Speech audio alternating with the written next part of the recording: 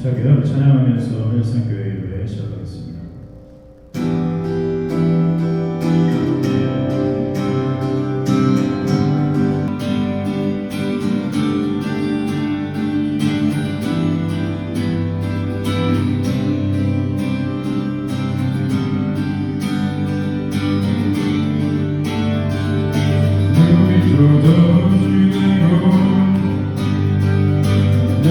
자들을 그냥 주밖에 없네.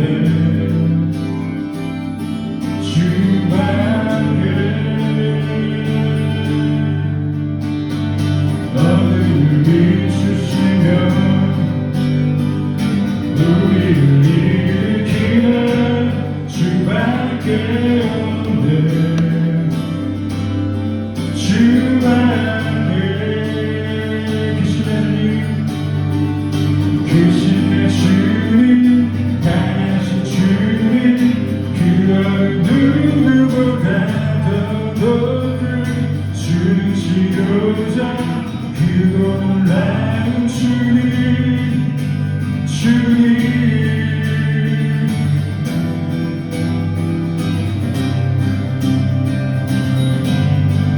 자, 나는 우리보다 되자고 누리고 던지고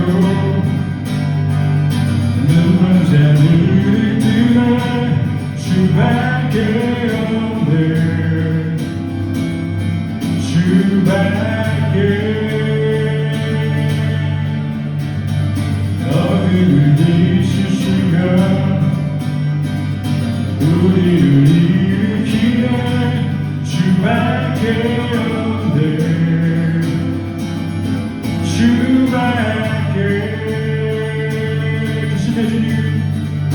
귀신의 주님 강하신 주님 그런 누구보다 더 높은 주는 지도자 그도 놀라운 주님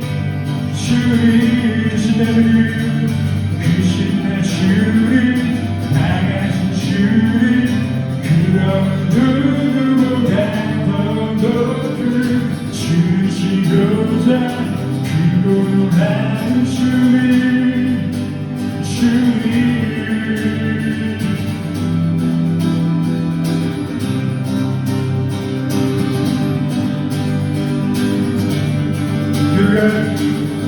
그가 멈추리요 주가 함께 하시며 그가 대적하리 주 앞에 하시며 그가 멈추리요 주가 함께 하시며 그가 대적하리 주 앞에 하시며 그가 멈추리요 주가 함께 하시며 그가 대적하리 주 앞에 하시며 그가 멈추리요 주가 함께 하시며 그가 대적하리 주 앞에 그가 멈추리요 주가 함께 하시며 그가 대적하리 주 앞에 하시며 그가 멈추리요 주가 함께 하시며 그가 대적하리 주 앞에 하시며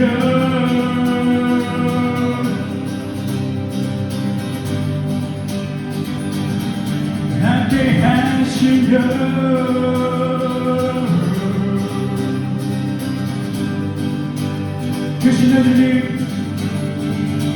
귀신의 주님 강하신 주님 그런 누구보다 더 높은 주는 지도자 그도 놀라운 주님 귀신의 주님 강하신 주님 그런 누구보다 더 높은 주는 지도자 그도 놀라운 주님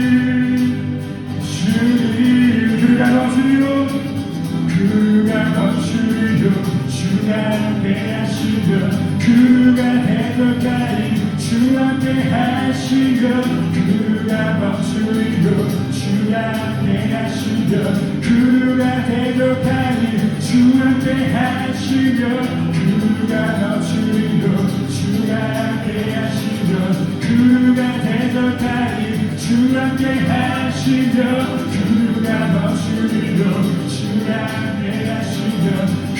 누가 대적하니 주님께 하시며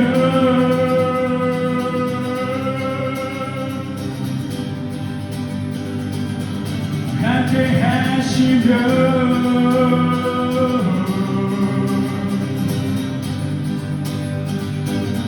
누가 멈추리요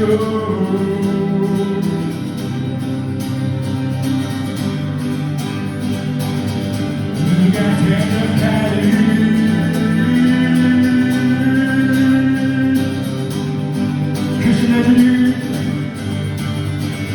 그신의 주님 당하신 주님 그런 누구보다 더 높은 주시고자 크고 놀라운 주님 그신의 주님 당하신 주님 그런 누구보다 더 높은 주시고자 크고 놀라운 주님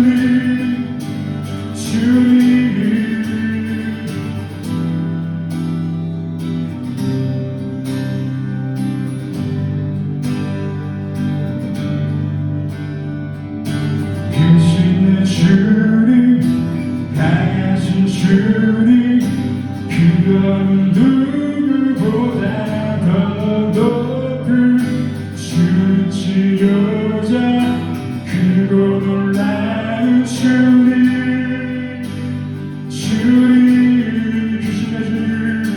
그신의 주님 당하신 주님 그런 누구보다 더 높은 주치료자 크고 놀라운 주님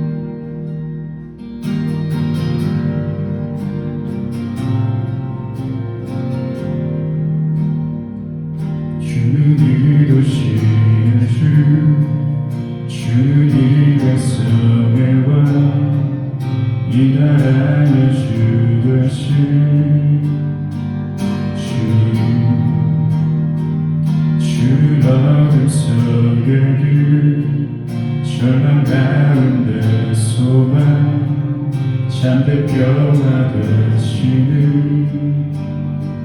주님.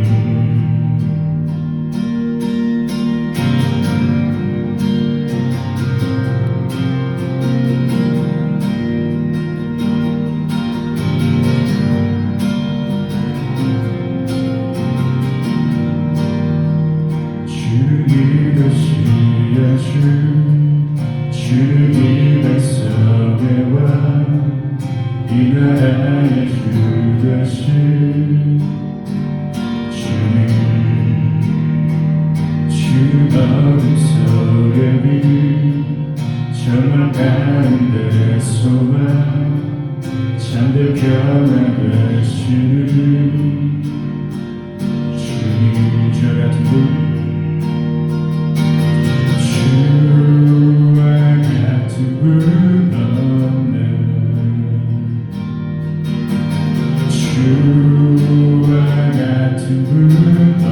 저 같은 분, 주와 같은 분 주와 같은 분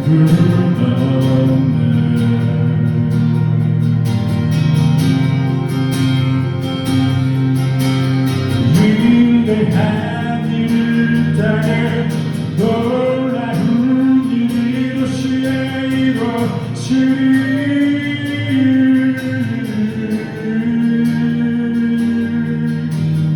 위대한 일 땅에 놀라운 일이 도시에 이루어지리.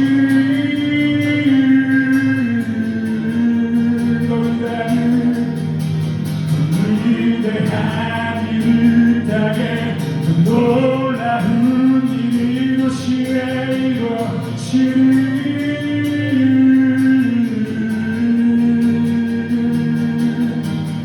위대한 일 땅에 놀라운 일 주행하시는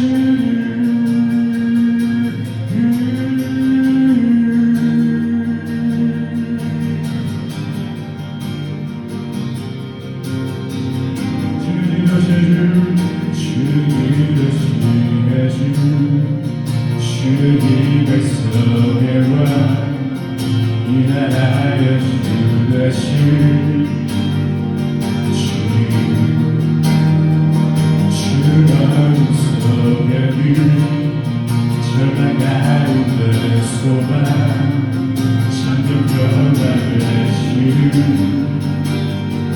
주님. 주와 같은 분 주와 같은 분 없는 주와 같은 분 저 같은 분 주와 같은 분 없는 주와 같은 분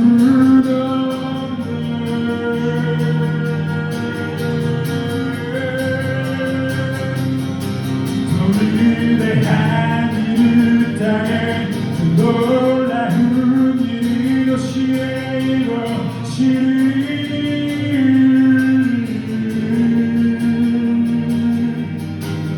위대한 일 땅에 놀라운 일이 도시에 이루어지리.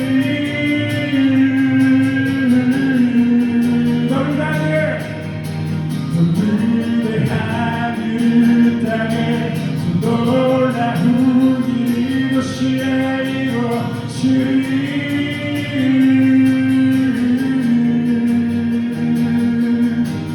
위대한 일 땅에 놀라운 일 주행하시는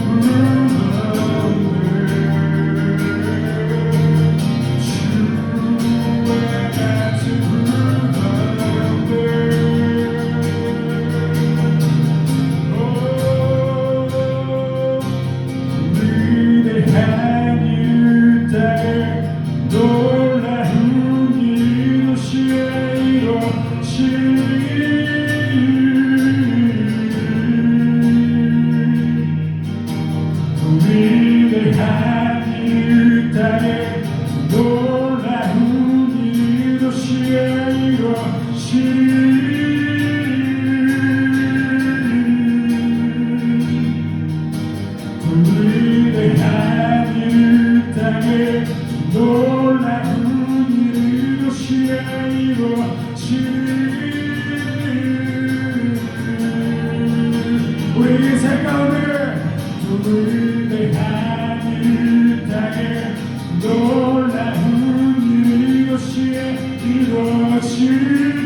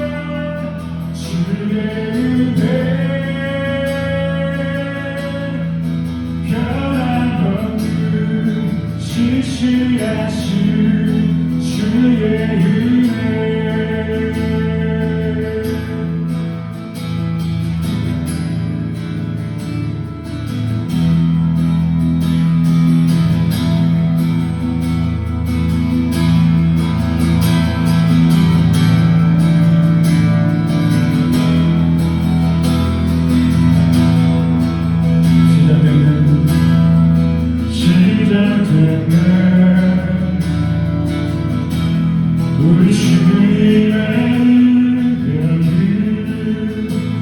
내 삶을 다스리고 새롭게 하네 자유하네 죄와 사망으로부터 나의 삶은 변하구나 충만하네 이대로다 주의 은혜 한량없는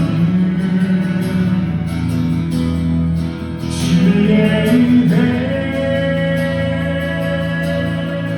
은혜로다 주의 은혜 변함없는 신실하신 주의 은혜 은혜로다 은혜로다 주의 은혜 한량없는 주의 은혜 은혜로다 주의 은혜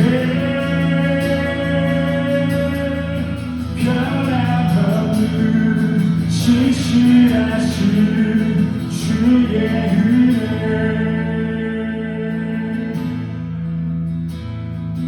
그리스도 안에서 은혜의 부성하심을 따라 그분의 피로 죄 사함었습니다 그리스도 안에서 은혜의 부성하심을 따라 그분의 피로 죄 사함었습니다 그리스도 안에서 은혜의 부성하심을 따라 그분의 피로 죄 사함었습니다 그리스도 안에서 은혜의 부성하심을 따라 그분의 피로 죄 사함었습니다 은혜로다 주의 은혜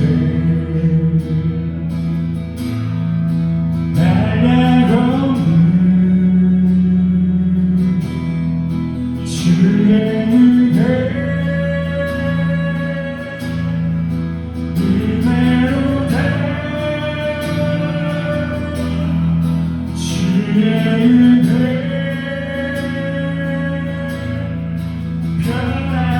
변함없는 신실하신 주의 은혜 은혜로다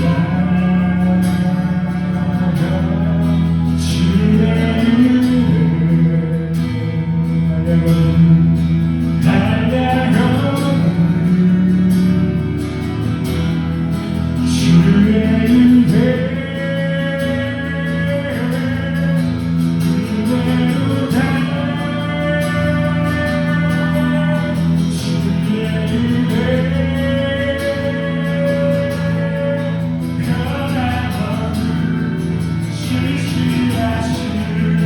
주의 은혜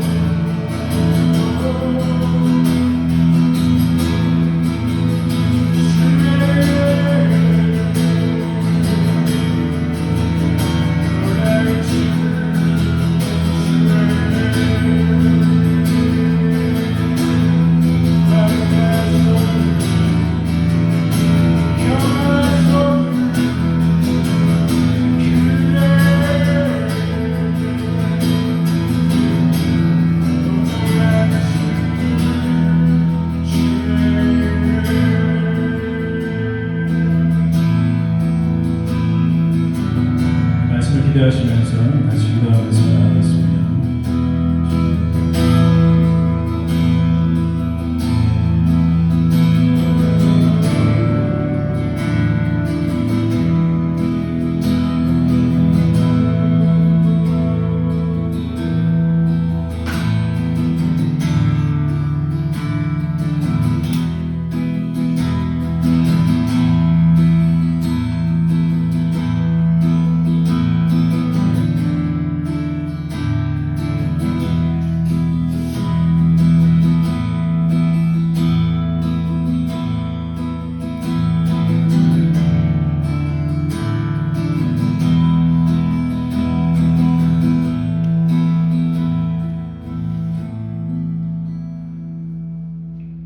신앙 고백으로 하나님 앞에 나가겠습니다. 전능하사 천지를 만드신 하나님 아버지를 내가 믿사오며 그 외아들 우리 주 예수 그리스도를 믿사오니 이는 성령으로 잉태하사 동정녀 마리아에게 나시고 본디오 빌라도에게 고난을 받으사 십자가에 못 박혀 죽으시고 장사한 지 사흘 만에 죽은 자 가운데서 다시 살아나시며 하늘에 오르사 전능하신 하나님 우편에 앉아 계시다가 저리로서 산 자와 죽은 자를 심판하러 오시리라. 성령을 믿사오며 거룩한 공회와 성도가 서로 교통하는 것과 죄를 사하여 주시는 것과 몸이 다시 사는 것과 영원히 사는 것을 믿사옵나이다. 아멘. 고린도전서 2장 3절에서 16절까지 우리 같이 교독하도록 하겠습니다. 한 절씩. 고린도전서 2장 3절에서 16절까지 한 절씩 교독하도록 하겠습니다.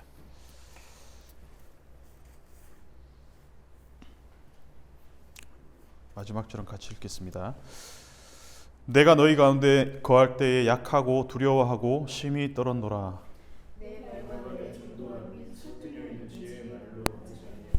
다만 성령의 나타나심과 능력으로 하여 너희 믿음이 사람의 지혜에 있지 아니하고 다만 하나님의 능력에 있게 하려 하였노라.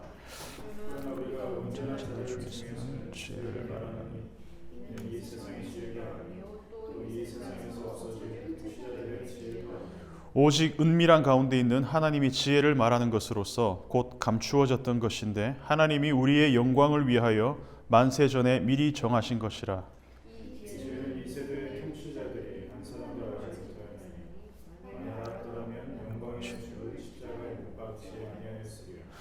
기록된 바 하나님이 자기를 사랑하는 자들을 위하여 예비하신 모든 것은 눈으로 보지 못하고 귀로 듣지 못하고 사람의 마음으로 생각하지도 못하였다 함과 같으니라. 오직 하나님의 성령으로 이것을 우리에게 보이셨으니 성령은 모든 것 곧 하나님의 깊은 것까지도 통달하시니라. 사람의 일을 사람의 속에 있는 영 외에 누가 알리요? 이와 같이 하나님의 일도 하나님의 영 외에는 아무도 알지 못하느니라. 우리가 세상의 영을 받지 아니하고 오직 하나님으로부터 온 영을 받았으니 이는 우리로 하여금 하나님께서 우리에게 은혜로 주신 것들을 알게 하려 하시니라. 우리가 이것을 말하거니와 사람의 지혜가 가르친 말로 아니하고 오직 성령께서 가르치신 것으로 하니 영적인 일은 영적인 것으로 분별하느니라. 육에 속한 사람은 하나님의 성령의 일들을 받지 아니하나니 이는 그것들이 그에게는 어리석게 보이니 또 그는 그것들을 알 수 없나니 그러한 일은 영적으로 분별되기 때문이라. 신령한 자는 모든 것을 판단하나 자기는 아무에게도 판단을 받지 아니하느니라. 누가 주의 마음을 알아서 주를 가르치겠느냐? 그러나 우리가 그리스도의 마음을 가졌느니라. 아멘. 성경에 등장하는 인물들의 면면을 보면 자기 확신에 가득 차 있는 사람도 있고 또는 자기 연민에 가득 찬 사람들도 볼 수 있습니다. 자기 확신에 가득 찬 사람 하면 생각나는 사람이 베드로죠. 모두 주를 버릴지라도 나는 결코 버리지 않겠나이다. 근데 반대로 또 자기 연민에 사로잡힌 사람 하면 많은 사람들이 떠오르겠지만 기드온 같은 사람이 있습니다. 내가 무엇으로 이스라엘을 구원하리이까? 보소서 나의 집은 므낫세 중에 가장 극히 약하고 나는 내 아버지 집에서 가장 작은 자니이다. 여러 인물들이 있습니다. 그러나 자기 연민이든 자기 확신이든 동전의 양면이라고 생각할 수 있습니다. 출발점은 자기 자신에서 나온다는 거죠. 다메섹에서 예수를 만나기 전에 바울, 누구보다 자기 확신이 강했던 사람입니다. 그래서 그 확신이 동력이 되어서 예수 믿는 사람, 남녀 불문하고 모조리 감옥에 집어넣고 교회를 잔멸하는 일에 매진했다, 이렇게 나와 있어요. 그렇던 바울이 예수를 만나고 복음을 전하는데 그 밀어붙이는 자기 확신과 어떤 그런 밀어붙이는 스타일들이 터키를 비롯한 소아시아 지역 선교에 불을 붙이는 화력이 됐습니다. 한번 길을 정하면 뒤도 안 돌아보고 돌진하는 스타일, 바울이 그런 사람이었죠. 아시아 전체를 복음화하겠다는 그런 어떤 거룩한 욕망들을 들끓고 있던 그런 시기에 아시아 선교에 브레이크가 걸려버렸습니다. 사도행전 16장을 보면 성령이 아시아에서 말씀을 전하지 못하게 하시거늘, 이렇게 기록되어 있어요. 그럼에도 불구하고 바울은 자기 확신이 강했기 때문에 아시아 지역에 대한 이렇게 막으면, 이렇게 막히면 이쪽으로 가고, 이쪽이 막히면 어떻게든 아시아 쪽으로 이 선교의 지평을 확장하기 위해서 애를 썼다는 거죠.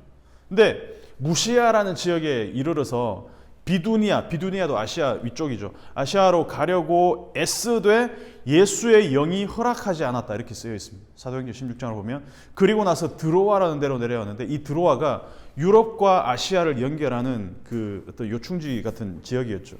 그때 밤에 환상을 봅니다. 마게도냐 사람이 나타나서 와서 우리를 도우라. 그제서야 바울이 인정하고 이 목적지를 아시아에서 유럽으로 턴을 합니다. 이때부터 유럽 선교가 본격적으로 시작이 된다는 거죠. 애쓰는데 너무 안 될 때 있잖아요.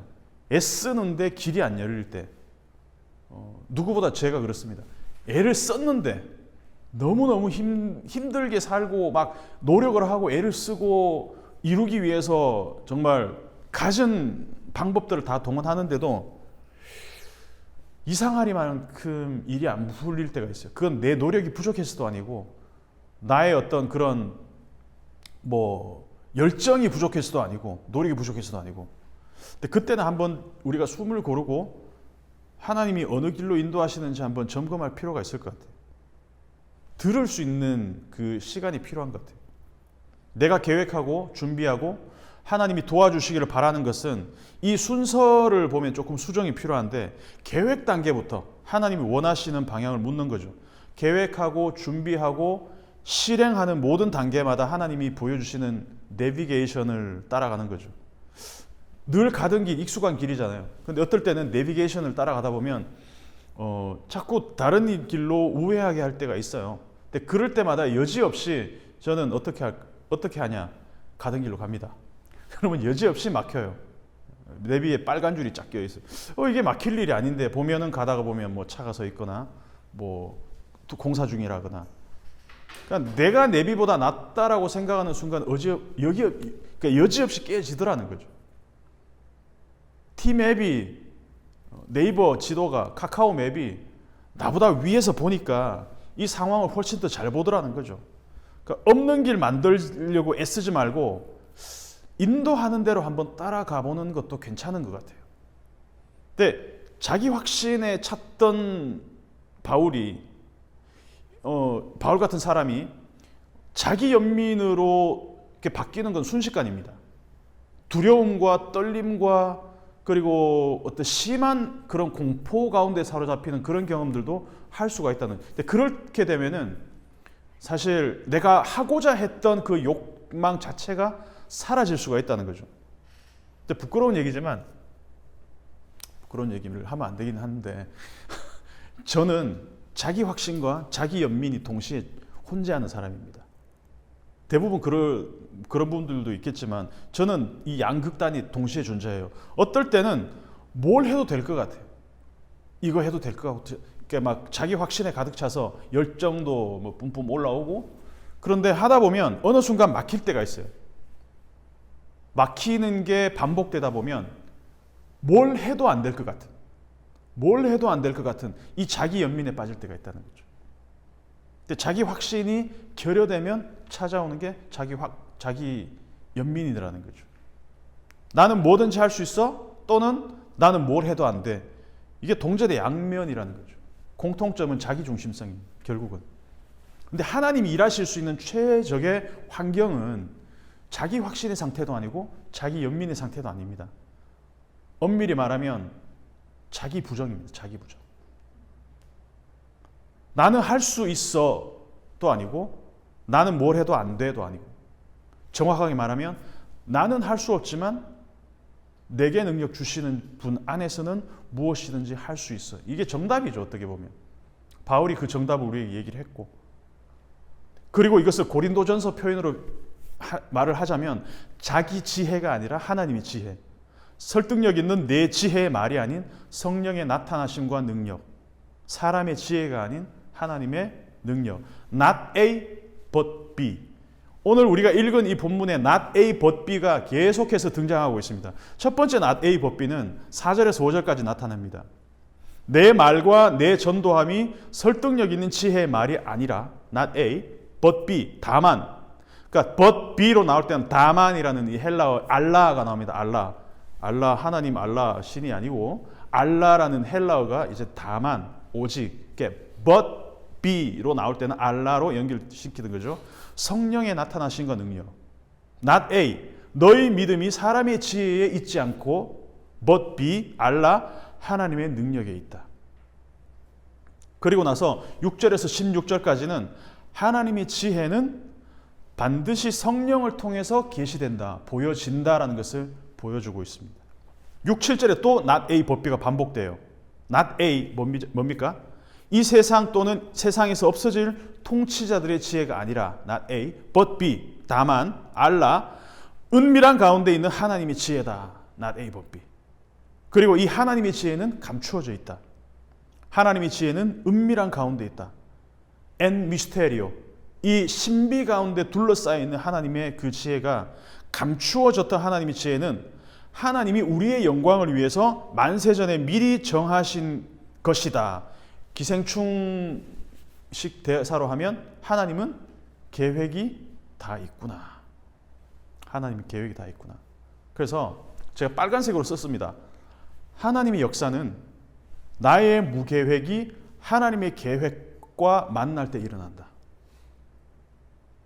하나님의 계획이 나의 무계획과 만날 때 일어난다. 이게 하나님의 역사더라고요. 그 하나님의 계획은 태초부터 철저히 봉인되어져 있고 아무도 알 수 없고 오직 하나님과 아버지와 아들, 성삼위일체 하나님 세 분이서 공유하고 있었습니다. 세 분이지만 하나이신 하나님이 공유하고 있었습니다. 사탄도 몰랐어요. 사탄이 알았더라면 예수님이 십자가에 못 박히는 것을 막았을 겁니다. 봐봐. 하나님은 십자가에 죽은 하나님의 독생자 아들을 사흘 안에 다시 살리시고 생명으로 죽음을 삼키실 거라는 그 계획이 유출되었다면 사탄은 목숨을 걸고 막았겠죠. 사탄은 죽음이 모든 것을 삼키는 것이라고 믿었는데, 최종 권세로 믿었는데 십자가가 그걸 뒤집어 버렸어요. 죽음이 생명을 삼킨 게 아니라 생명이 죽음을 삼켜버렸습니다. 이 극적인 반전을 사탄도 몰랐다는 거죠. 왜? 하나님의 지혜는 하나님이 봉인하시면 사탄도 모를 정도로 완벽하게 감추어져 있기 때문에. 근데 이런 반전 스토리는 알려져도 몰라요. 왜? 못 보기 때문에. 8절을 보면 이 지혜는 이 세대의 통치자들이 한 사람도 알지 못하였나니 만일 알았더라면 영광의 주를 십자가에 못 박지 아니하였으리라. 알았더라면. 생각해 보십시오. 예수님을 십자가에 못 박으려던 그 종교인들과 유대인들이 하나님이 이 계획을 알았어요. 한 사람이라도 알았어. 그랬다면 예수를 십자가에 절대로 못 박고. 왜? 하나님의 이 십자가 죽음을 통해서 하나님의 생명이 뒤집어지는, 사망을 삼키고 생명으로 부활하는 이 이야기를 알았더라면 어떻게 예수님을 십자가에 못 박았겠어요? 9절을 보시면 또 알라가 나옵니다. 네 번째 반복이에요. 그러나 다만 성경에 기록되었듯이. 9절에 이제 그러나는 생략되어 있어요. 다만 성경에 기록되었듯이 하나님이 자기를 사랑하는 자들을 위해 예비하신 모든 것은 눈으로 보지 못하고 귀로 듣지 못하고 사람의 마음으로 생각하지 못하였함과 같다. 8절 9절에서만 4번의 부정문이 나오죠. 알지 못했다, 보지 못했다, 듣지 못했다, 생각하지도 못했다. 자, 정리를 하겠습니다. 하나님이 하시는 모든 일은 하나님이 보여주시지 않으면 아무도 못 보고, 하나님이 들려주시지 않으면 아무도 못 듣고, 하나님이 깨닫게 하지 않으면 아무도 못 깨닫는다. 눈이 있어도 못 보고 귀가 있어도 못 듣고 마음으로 깨닫지도 못한다면, 그러면 도대체 하나님의 존재와 하나님의 계획과 하나님이 하시는 일은 우리가 어떻게 알 수 있나? 어떻게 알 수 있습니까, 여러분? 10절을 보십시오. 오직 하나님이 무엇으로? 성령으로 이것을 우리에게 보이셨으니. 성령은 모든 것, 곧 하나님의 깊은 것까지도 통달하시느니라. 무당한테 가보신 분 있으십니까, 혹시? 가봤어요? 무당한테? 저 아직 안 가봤습니다. 앞으로도 갈 일이 없을 것 같은데, 진짜 용한 무당한테 가면 일어난 일들을 이렇게 막 맞추고, 그리고 이렇게 또 뭐 이렇게 그런 해결책들도 제시해주고. 근데 가짜 무당은 그렇죠. 말해봐. 무슨 일이라는지 말해봐. 그러고 난 다음에 다 말하고 나면 얼마짜리 부적을 쓰라, 뭐 얼마짜리 굿을 해라, 뭐 이런 건 나도 할 수 있을 것 같아. 이런 비즈니스는 신내림 안 받아도 할 수 있어요. 다니엘서 2장을 보면 느부갓네살이 좀 찜찜한 꿈을 꾸잖아요. 그리고 나서 바벨론의 뭐 용한 점쟁이, 술사, 박수 다 끌어모았어요. 그러고 나서 느부갓네살이 뭐라 그러냐면, 야, 내가 무슨 꿈 꿨는지 맞춰봐. 그러니까 얘들 다 가짜니까 어떻게 했어요? 아, 왕이시여, 꿈이 뭔지 알려주시면 우리가 뭐 어떻게 하겠습니다 하니까, 어디서 개수작이야. 느부갓네살 개수작이란 말은 없지만 그랬을 것 같아요. 꿈부터 맞춰봐.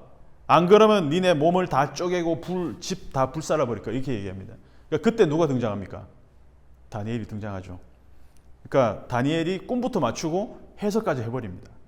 그리고 나서 다니엘이 하는 말이 있어요. 하나님이 내게 지혜와 능력을 주시고 내게 알게 하시고 내게 보이셨다. 아멘. 다니엘 2장 23절에 이렇게 얘기해요. 그러니까 알게 하시고 보이시고 지혜와 능력을 주시고, 하나님이 나에게 지혜와 능력을 주시지 않고 보여주시지 않고 알게 하시지 않으면 나도 여기 모인 이 거짓 점쟁이들, 술사들, 박수들과 똑같습니다. 이 고백인 거죠. 11절을 보면 내가 아무 말도 안 하면 내가 무슨 생각을 하는지 알 사람 아무도 없다는 거예요. 마찬가지로 하나님이 작정하고 입 다물면 하나님의 계획, 하나님의 생각 알 사람 없습니다. 영원히 비밀로 남습니다. 근데 그 비밀을 누구를 통해서 계시되고 알려주셨냐? 그게 성령이라는 거죠. 11절에 나옵니다. 사람의 일을 사람 속에 있는 영 외에 누가 알리요? 이와 같이 하나님의 일도 하나님의 영 외에는 아무도 알지 못하느니라. 자, 강아지나 고양이 이런 애들은 행동하는 그 패턴들을 보면서 연구가 가능하잖아요. 요렇게 내가 행동하면, 요렇게 하면은 얘네들이 어떻게 반응하겠다. 길들이기가 가능해요. 길들이기가. 내가 훈련시키는 대로 얘네들이 어느 정도는 학습이 되고 그리고 따라와요. 반응이 어느 정도 예상이 되죠. 근데 사람은 그게 됩니까, 여러분? 20년 살았는데 그게 되던가요? 우리 고개 숙이고 계신 분? 우리 사모님 되던가요? 안 되죠. 고개를 이렇게 막 심각하게. 내 뜻대로 안 되니까 어떻게 해야 됩니까? 가스라이팅 해야죠. 길들이기 해야지, 길들이기. 내가 이렇게 해주니까 이렇게 반응해야지. 예상한 반응이 안 나오면 삐지고 막 이렇게. 근데 사람이 예측 불가능한 존재인 이유가 있습니다. 왜 그럴까요? 하나님이 예측 불가능하신 분이기 때문에. 우리가 하나님의 형상으로 창조되었기 때문에. 이 말은 어떤 말이냐? 우리가 어떤 예측 불가능한 행동을 할지 모르는 완전히 자유로운 인격으로 하나님이 우리를 창조하셨다는 얘기입니다. 그래서 사람은 태어나면서부터 하나님을 자동적으로 섬기도록 프로그래밍 되지 않았다는 거죠. 하나님을 섬길 수도 있고 배신할 수도 있는 극단적인 양 가능성이 존재하는, 혼재하는 존재로 우리를 만드셨다는 거죠. 하나님 형상으로 만들어졌기 때문에. 그래서 우리 예배도 마찬가지입니다. 예배도 자원하는 마음, 완전히 자원하는 마음으로 하나님께 엎드리는 행위가 예배입니다. 완전히 자유로운 인격을 지닌 창조주 하나님을 자유로운 인격으로 만드신 그 피조물이 자원해서 드리는 행위가 예배라는 거죠. 그래서 이 예배는 강요될 수가 없습니다.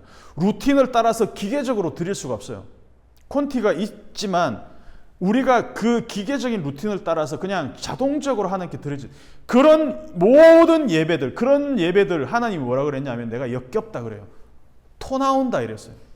이사야를 통해서, 선지자들을 통해서. 너희가 절름발이 뭐 하여튼 이런 재물 가져와가지고 나한테 드리는데 내가 그 피 냄새만 맡아도 역겹다 이런 얘기를 하신다는 거죠. 하나님은 그런 거 그냥 기계적으로 하나님 앞에 드리면 하나님이 받으시겠지 이런 분이 아니라는 거죠. 왜? 하나님은 완전히 자유로우신 예측 불가능하신 분이고 우리도 마찬가지라는 것이죠. 그래서 인격과 인격이 만나야 예배가 일어난다는 것입니다. 사람과 사람도 마찬가지죠. 하나님이 형상으로 만들어진 존재이기 때문에 사람과 사람의 이 소통도 마찬가지라는 것이죠.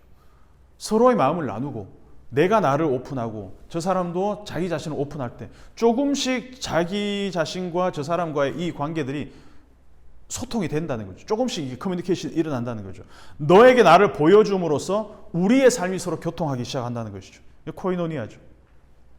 근데 알아갈수록 여전히 모르는 부분도 미스테리움, 이 미스테리한 부분들이 남아있다는 거죠. 신비로 남아있는 영역이 있다는 것이죠. 하나님이 우리와 소통하시고 우리에게 하나님을 계시하시는 그 유일한 통로가 뭐냐? 하나님이 영이고 성령이시다. 그 성령을 통해서 우리는 하나님이 이런 분이시다라는 걸 알아가지만 그럼에도 불구하고 여전히 하나님에게는 닫혀져 있는 부분, 여전히 신비로 남아있는 부분이 있다라는 것이죠. 12절을 봅시다. 12절을 보면 우리가 세상의 영을 받지 아니하고 오직 하나님으로부터 온 영을 받았으니 이는 우리로 하여금 하나님께서 우리에게 은혜로 주신 것들을 알게 하려 하심이라. 알게 하려 하심이라. 그래서 우리가 하나님의 영을 받으면 우리가 지금 누리는 모든 것들이 하나님의 은혜로 주어진 것들이라는 것을 깨닫게 된다는 거예요.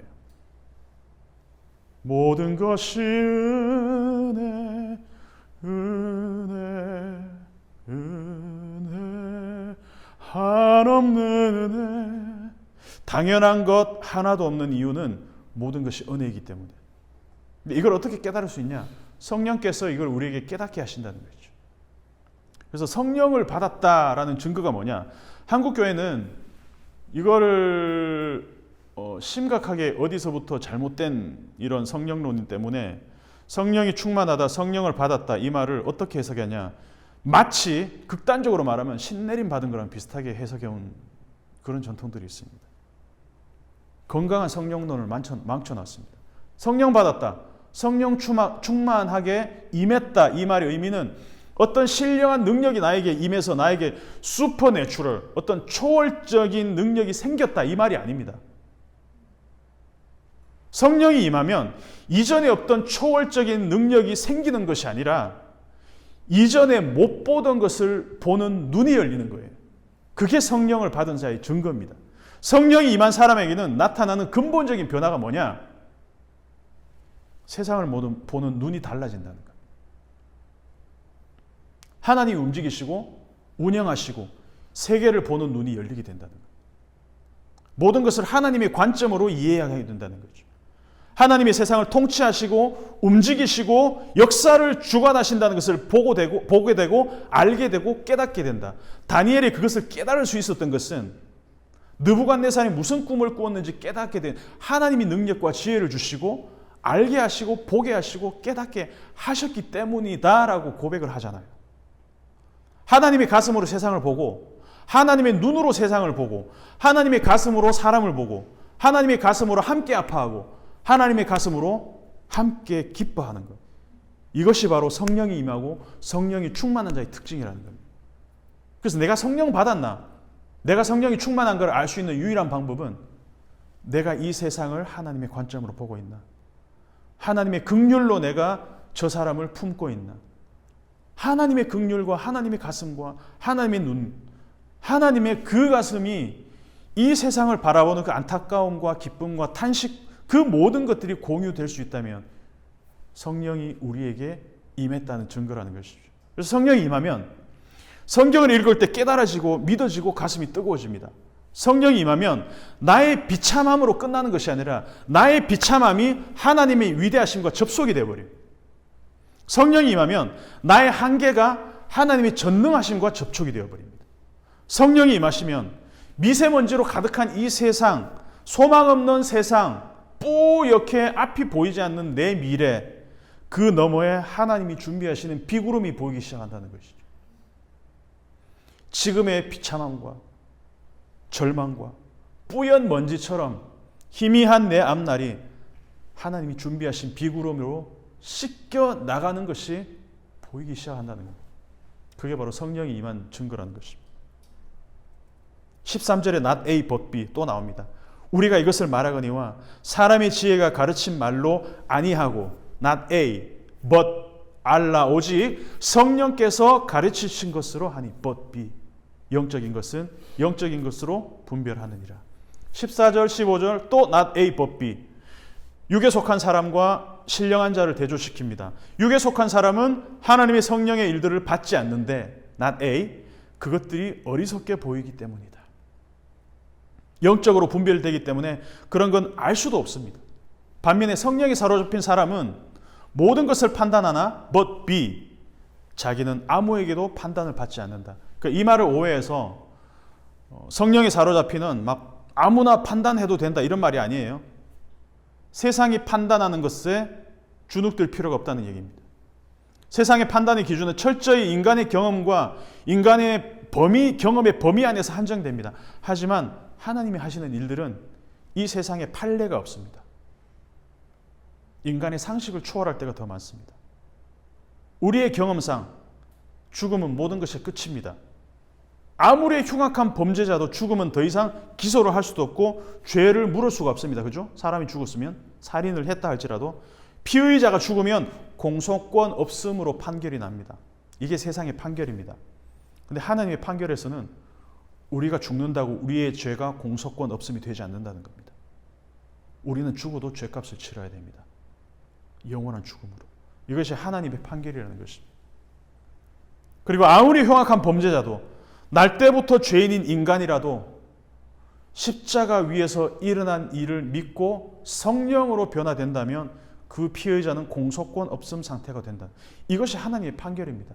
우리의 상식으로 믿어지지 않지만 인정하고 싶지 않지만 근데 성령이 임한 사람은 이것을 깨닫기 시작한다는 것이죠. 16절 누가 주의 마음을 알아서 주를 가르치겠느냐.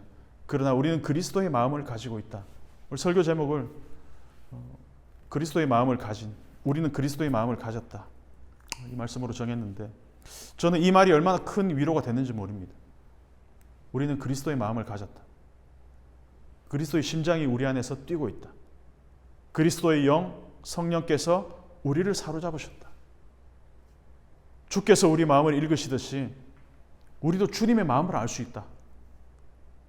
우리가 가진 어떤 소유도 우리가 주의 심장을 소유한 것보다 더 큰 기쁨이 될 수가 없다. 이게 위로가 됐으면 좋겠습니다. 내 통장 잔고가 바닥을 뚫고 저 지하 저 깊은 곳까지 내려가더라도 우리는 그리스도의 심장을 가졌다. 내가 통장 잔고는 못 가졌더라도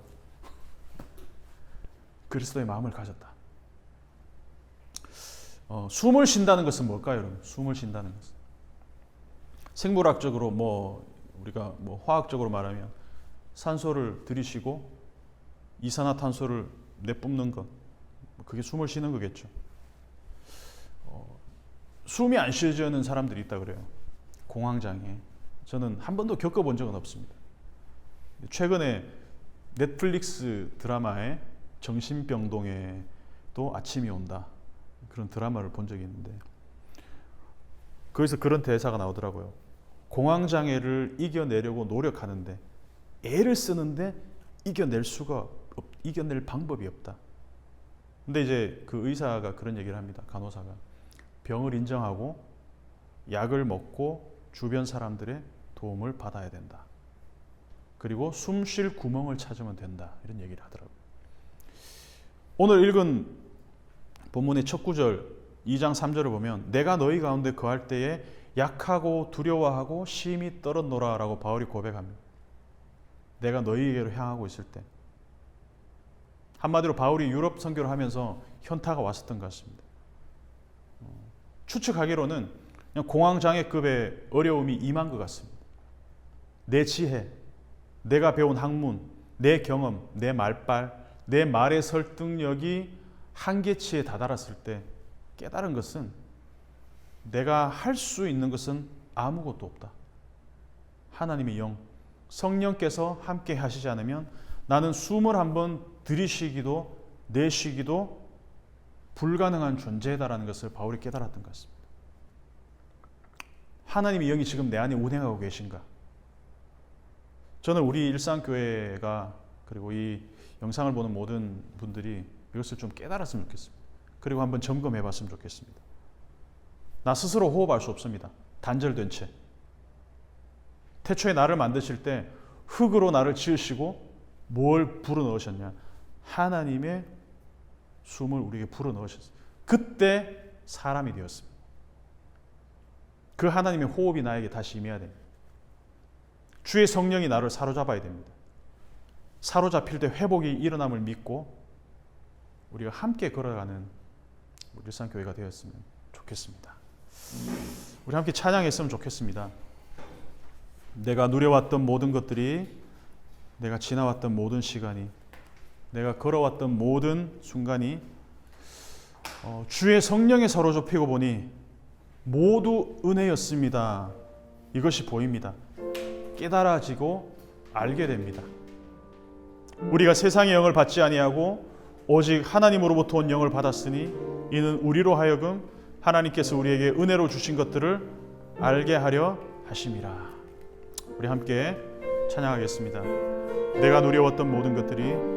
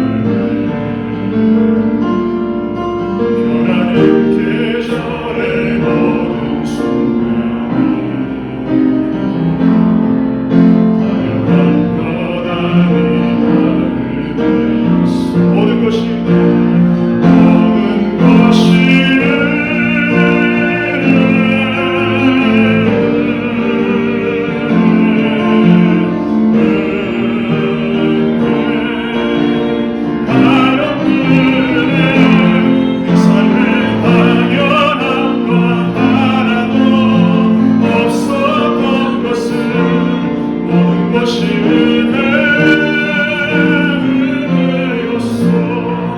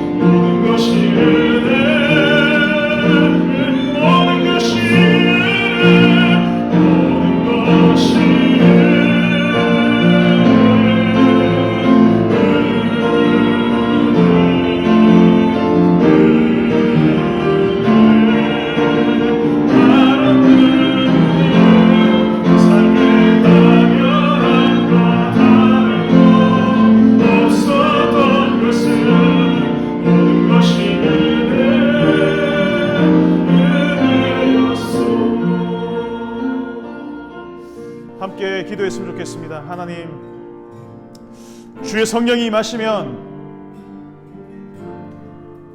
이 세상이 저절로 그냥 흘러가는 것이 아니라 태초에 하나님이 이 땅을, 이 눈에 보이는 모든 세계를 창조하시고 흙이었던 나를 하나님께서 생명으로 불러주셔서 주의 호흡을 부어 넣어주시고 하나님의 형상으로 만드시고 하나님을 찬양하게 하시고 하나님과 더불어 살아가게 하는 존재로 만들어졌음을 우리가 깨닫게 되고 성경을 읽을 때 하나님 깨달아지고 보여지고 우리 가슴 가운데 그리스도의 심장이 뛰는 역사가 일어나게 된 믿습니다.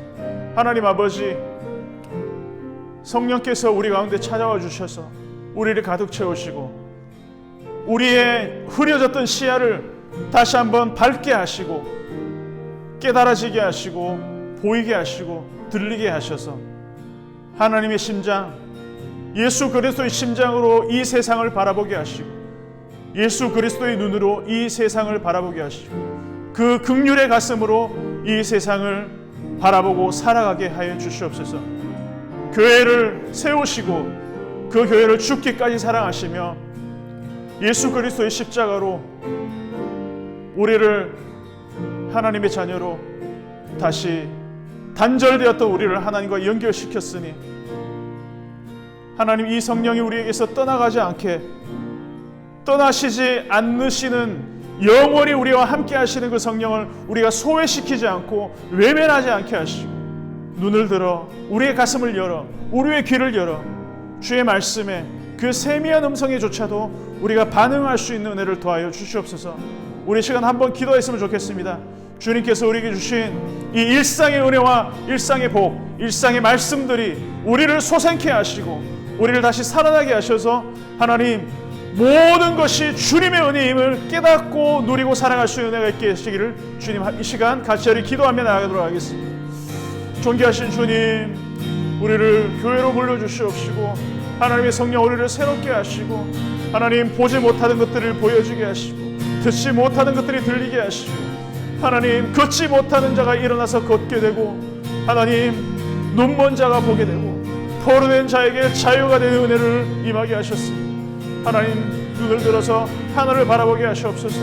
지금은 하나님, 보이지 않고 느껴지지 않고 깨달아지지 않지만 하나님께서 보시는 여호와의 일회의 복이 우리에게 주어졌고 하나님, 예비되어 있음을 보게 해 주시옵소서. 그래서 하나님, 매 순간 하나님이 희미한 끈처럼 우리에게 보여주시고 따라오게 하는 그 끈을 붙잡고 따라갈 때에 하나님, 보여주시는 그 세계가 우리 앞에 드러나게 하시옵시고 하나님, 지금 희미하게 보이는 것들이 그때에는 거울을 보는 것에서 얼굴과 얼굴을 대고 보는 것처럼 선명하게 보여지게 하시옵시고 주님의 은혜가 우리 가운데 온전히 임하신 은혜가 있게 도와주시옵소서. 하나님, 주님의 심장을 가지고 하늘을 살아가게 하시고 한 주를 살아갈 때 하나님, 예수 그리스도의 마음을 가지고 살아갈 수 있도록 은혜를 더하여 주시옵소서.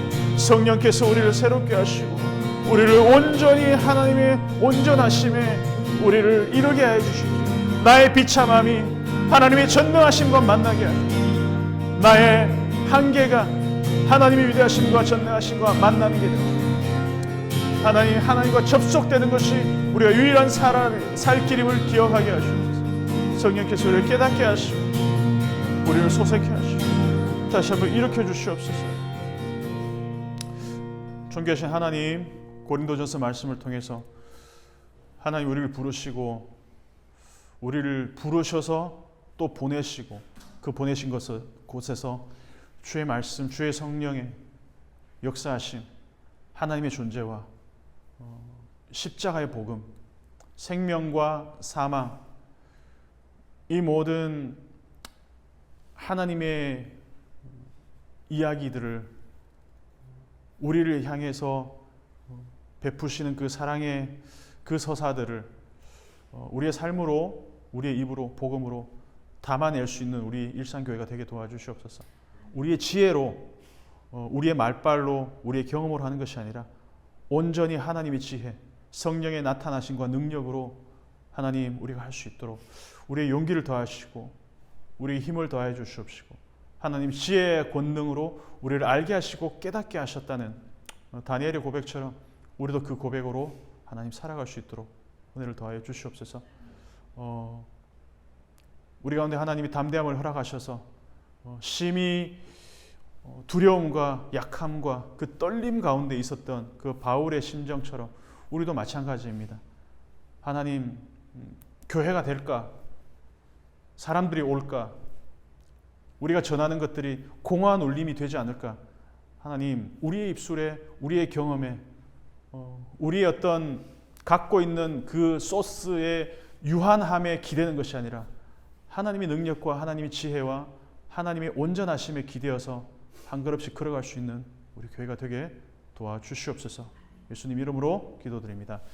지금은 우리 주 예수 그리스도의 은혜와 하나님의 사랑과 성령의 교통하심이 우리의 가슴에 예수 그리스도의 심장을 가지고 하루하루 살아가기 원하는 일상교회 모든 우리 성도 위에, 머리 위에 지금부터 영원토록 함께 있을지어다. 네.